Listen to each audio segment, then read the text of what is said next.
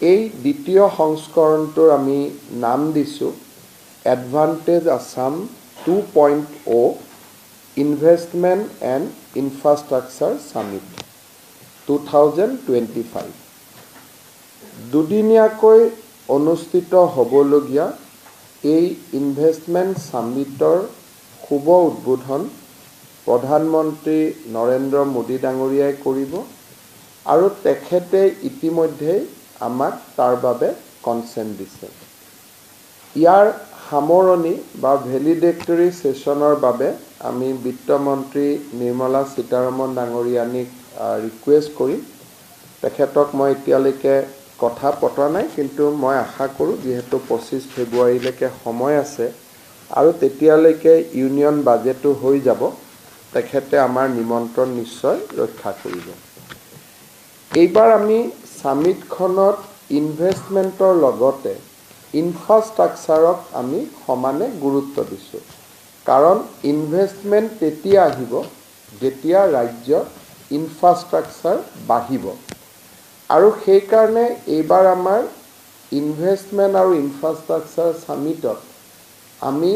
infrastructure session কেইবাটাও পাতিব খুজিছোঁ এটা সেশন আমাৰ পথ পৰিবহন ব্যৱস্থাৰ ওপৰত হ'ব যাক আমি উদ্বোধন কৰিবৰ কাৰণে গাডকাৰী ডাঙৰীয়াক নিমন্ত্ৰণ জনাম এটা ৰেলৱে ইনফ্ৰাষ্ট্ৰাকচাৰৰ ওপৰত হ'ব যাক আমি উদ্বোধনৰ বাবে অশ্বিনী বৈষ্ণৱ ডাঙৰীয়াক নিমন্ত্ৰণ কৰিম এটা এগ্ৰিকালচাৰ ইনফ্ৰাষ্ট্ৰাকচাৰৰ ওপৰত হ'ব কোল্ড ষ্টৰেজকে আদি কৰি তাৰ বাবে আমি কেন্দ্ৰীয় মন্ত্ৰী শিৱৰাজ সিং চৌহানক আমি আমন্ত্ৰণ জনাম আৰু ঠিক সেই ধৰণে এটা সিভিল এভিয়েশনৰ ওপৰত তাৰ কাৰণে আমি সিভিল এভিয়েশনৰ কেন্দ্ৰীয় মন্ত্ৰী ডাঙৰীয়া আমি নিমন্ত্ৰণ কৰিম আৰু এটা হৈছে ইণ্ডাষ্ট্ৰিয়েল ইনভেষ্টমেণ্ট বিভিন্ন ইণ্ডাষ্ট্ৰিয়েল পাৰ্কছ আদি অসমত আমি কেনেকৈ এক্সপাণ্ড কৰিব পাৰোঁ এইকেইটাৰ উপৰিও অসমৰ হাইড্ৰ'কাৰ্বন ই এটা পুৰণা আমাৰ ছেক্টৰ য'ত অসমৰ যথেষ্ট অৱদান আছে এটা সেশন আমাৰ হাইড্ৰ'কাৰ্বন ইণ্ডাষ্ট্ৰিৰ ওপৰত হ'ব আৰু এই ধৰণে এইবাৰ আমি ইনভেষ্টমেণ্ট আৰু ইনফ্ৰাষ্ট্ৰাকচাৰ দুইটাকে সন্নিবিষ্ট কৰি এডভান্টেজ আসাম দ্বিতীয় সংস্কৰণখন আমি পাতিবলৈ সিদ্ধান্ত গ্ৰহণ কৰিছোঁ এই ইনভেষ্টমেণ্ট সামিটৰ সময়তে যেহেতু দেশ আৰু বিদেশৰ ইনভেষ্টৰসকল আহিব সেই সময়ছোৱাতে আমি বহুদিনে আমি আলোচনা কৰি থকা আমাৰ চাহ বাগিচাৰ ঝুমুৰ নৃত্যৰ যিটো সাৰ্বজনিক প্ৰদৰ্শন সেইটো আমি 24 ফেব্ৰুৱাৰী অথবা 25 ফেব্ৰুৱাৰীত আমি অনুষ্ঠিত কৰিম অসমৰ 800খন চাহ বাগিচাৰ পৰা 32 গৰাকীকৈ ছোৱালী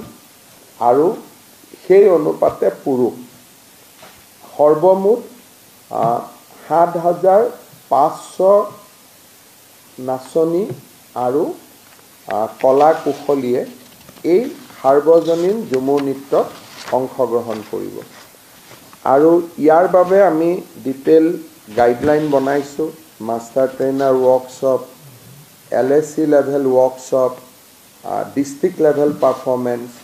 তাৰপিছত তেওঁলোক গুৱাহাটীলৈ অহা তেওঁলোকৰ ৰিহাৰ্সেল আৰু ফাইনেলি 24 অথবা 25 তাৰিখে সেই ইনভেষ্টৰ সকলে যাতে অসমৰ বাৰে ৰহণীয়া সংস্কৃতিৰ এটা ঝলক বা আমাৰ চাহ বাগিচাৰ গোটেই ঝুমুৰ নৃত্যৰ বিষয়ে দেখা পায় সেইবাবে আমি এই ইনভেষ্টৰ সামিটৰ লগতে ৰজিতা খুৱাই আমি ঝুমুৰ নৃত্যৰ সাৰ্বজনিক যিটো প্ৰদৰ্শন তাকো আমি কৰিবৰ বাবে সিদ্ধান্ত লৈছোঁ